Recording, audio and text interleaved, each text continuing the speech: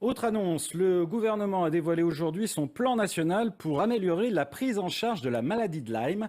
Une annonce attendue de longue date par les associations qui luttent contre cette pathologie transmise par les tiques. Avec nous pour en parler, Shaines Kirouni, députée de Meurthe-et-Moselle, qui a travaillé sur le sujet à l'Assemblée. Bonsoir. Bonsoir. Alors Madame Kirouni, on avait l'impression que la maladie de Lyme était quelque part un peu délaissée dans le traitement des pathologies. On parle de prise en charge insuffisante, de pathologies mal, voire non diagnostiquées. C'est pourtant une maladie qui peut avoir de graves conséquences. Tout à Alors, fait. pourquoi avoir attendu si longtemps quelque part?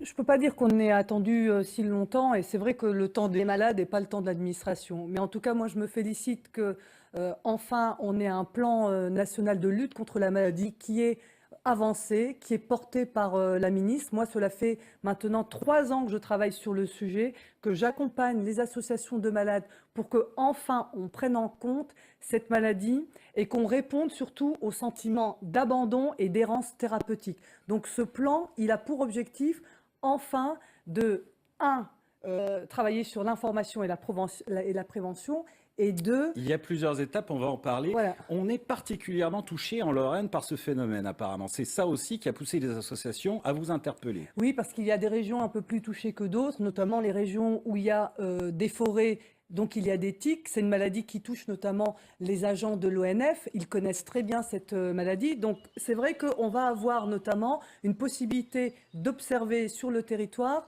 les endroits où la maladie est la plus sensible en fait. Alors ça, c'est un des éléments du plan en fait, hein, c'est d'assurer une meilleure surveillance. Il va y avoir une application qui va permettre aux gens de renseigner finalement les endroits où il y aurait des tiques. Mais il n'y a pas que ça, il y a d'autres éléments objectifs en fait qui viennent pour les malades et pour le diagnostic aussi qui est un vrai problème. Non, le véritable avancée, c'est ce protocole national de diagnostic et de soins, où on va justement travailler à la fois sur la question du diagnostic, puisqu'il y a un questionnement sur les tests et la fiabilité des tests. Donc on va avoir des équipes de recherche qui vont travailler sur le diagnostic, et puis surtout la prise en charge et le traitement, parce qu'aujourd'hui, on n'a pas toujours un traitement adapté et un accompagnement adapté des malades. Donc les moyens sont mis en œuvre, et surtout, et ce qui m'intéresse, moi, et je me bats là-dessus, c'est une avancée pour la démocratie sanitaire, c'est-à-dire que les malades, les associations ont des compétences, une expérience qu'il faut prendre en compte.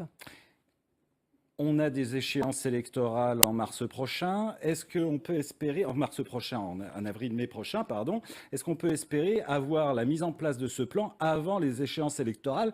C'est pas moi qui parle, ce sont les associations qui s'inquiètent de savoir si finalement ça va pas passer à l'as avec les élections. Non, pas du tout, parce qu'en fait, le plan qui a été proposé ce matin pose un calendrier très précis des différentes mesures qui seront mises en place. Donc d'ici le mois de mars-avril, une bonne partie, quasiment la totalité des mesures seront mises en place. Et en plus, de toute façon, les associations seront associées à cette mise en œuvre du plan. C'est ça la nouveauté, c'est-à-dire qu'à côté des sociétés savantes, des médecins, des chercheurs, les associations, les malades auront toute leur place et donc auront une voix qui comptera dans la mise en œuvre de ce plan. Alors, il y aura également la création d'un centre référent spécialisé par région, Par région. pardon, une meilleure formation des médecins aussi, qui sont peut-être pas sensibilisés à la chose. Ce sera à suivre. Merci d'avoir accepté notre invitation pour venir parler de cette maladie qui pose donc de graves problèmes en France et plus particulièrement donc en Lorraine également. C'est moi. Merci à Merci vous, beaucoup. Shaines Merci. Kirouni.